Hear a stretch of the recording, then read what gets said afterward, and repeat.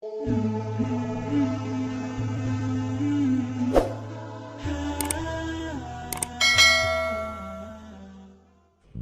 الله الرحمن الرحيم.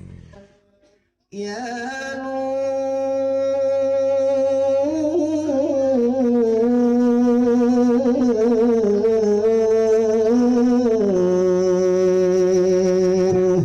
يا نور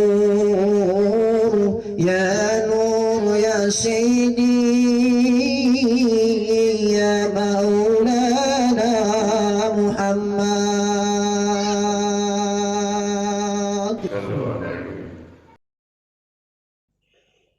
Alhamdulillah wa syukur wa na'matillah insyaallah. Pertanyaan pertama adalah kita masih terlampau banyak diliputi oleh nafsu bumi karena banyaknya aktivitas kita, dan itu menjadi hal yang teramat sangat wajar ketika kita masih berada di bumi.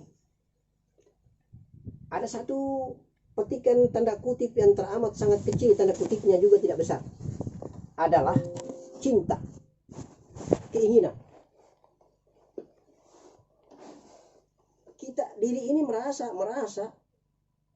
cinta kita dengan dunia, cinta kita dengan pekerjaan, cinta kita dengan aktivitas, cinta kita kasih makan di perut ini, kasih lega haus di dahaga, di kerongkongan ini, cinta kita kepada dunia selain Allah.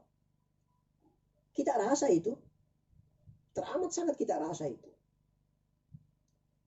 Kita ada niat berupaya untuk mengendalikan cinta yang lebih besar di dunia itu daripada cinta kita kepada Allah. Tetapi berupaya berulang-ulang, yang namanya ciptaan bernama nafsu bumi ini juga adalah sebuah makhluk hidup, hayat. Maka tentunya ada seperti konfrontatif, ada semacam pertarungan diri nafsu bumi sebagai hamba ini, sebagai aku diri ini, yang sering dan lazim dikatakan egoisme. Nafsu bumi itu memang egoisme. Dia seperti otoriter dan otokratif. Dia selalu menganggap dirinya yang paling segalanya. Dan itu selalu menghantui perjalanan ketika kita masuk ke area wilayah akhirat atau nafsu rabaniyah. Ketika kita duduk berzikir, selalu saja di akal, fikir, hayal, angan ini tergoda dan menggoda.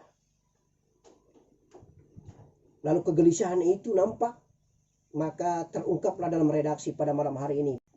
Bagaimana caranya itu supaya kita kasih hancur, luluh lantahkan nafsu bumi ini?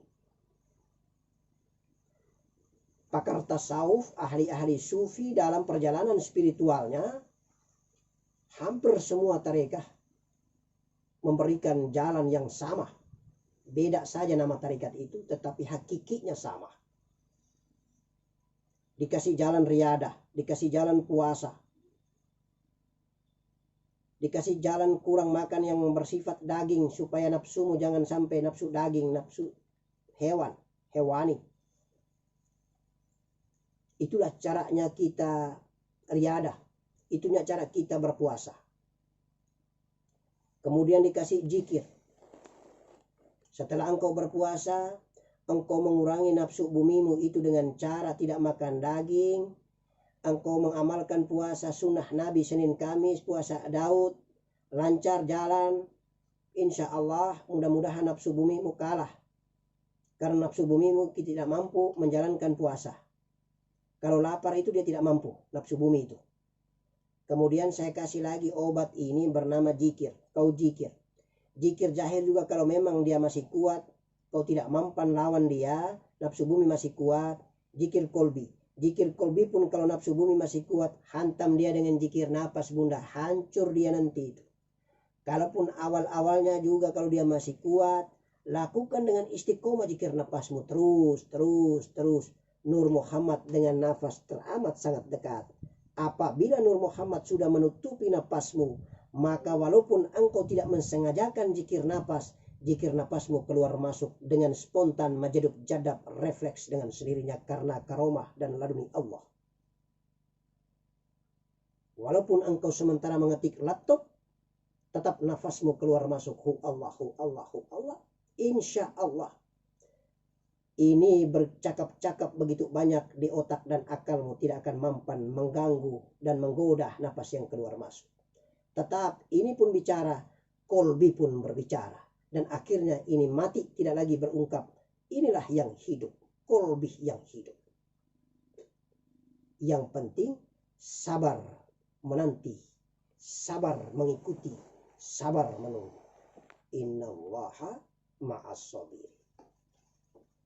Tapi kalau tidak sabar, abah sudah juga coba-coba, tapi dunia ini kepala ini masih pikir ini dunia terus. Nah, sabarlah, jangan paksa-paksa abah juga bukan Allah.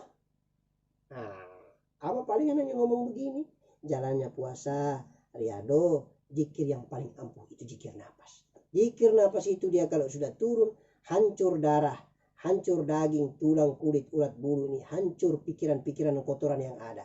Nur Muhammad kalau sudah penuh, maka sudah bersih dan sudah tersucikan, penuh dengan cahaya pada darah, maka insya Allah pikiran ini pasti pikiran Rabbaniyah.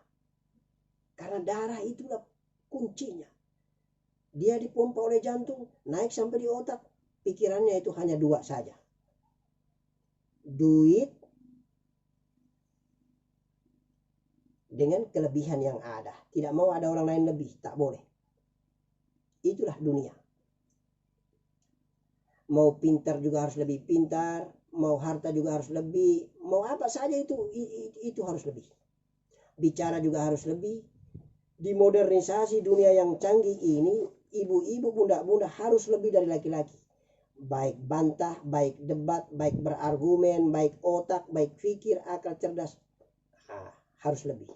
Dia sudah lupa dengan sami'na wa ata'na terhadap suaminya. Dia sudah lupa dengan tata adab yang diajarkan Allah, bahwa dia berasal dari tulang rusuk yang sesungguhnya memang bengkok tulang rusuk, jadi susah dikasih lurus. Tetapi laki-laki pun jangan egois. Lindungilah dia, kasihilah dia, karena dia adalah Muhammadmu. Dia adalah nur Muhammadmu. Dia adalah sifatmu. Dia adalah pecahan nafasmu. Dia adalah pecahan Rabbaniyahmu. Dia adalah kekasihmu. Sebagaimana Allah memiliki kekasih Muhammad. Engkau alif, dia adalah ba'mu. Dia adalah rahim yang menampung banyak ciptaan Allah Subhanahu wa ta'ala menjadi anak dan cucumu. Dialah istri kita. Istri cuma satu. Dunia wal akhirat. Lahir wal batin. Insya Allah.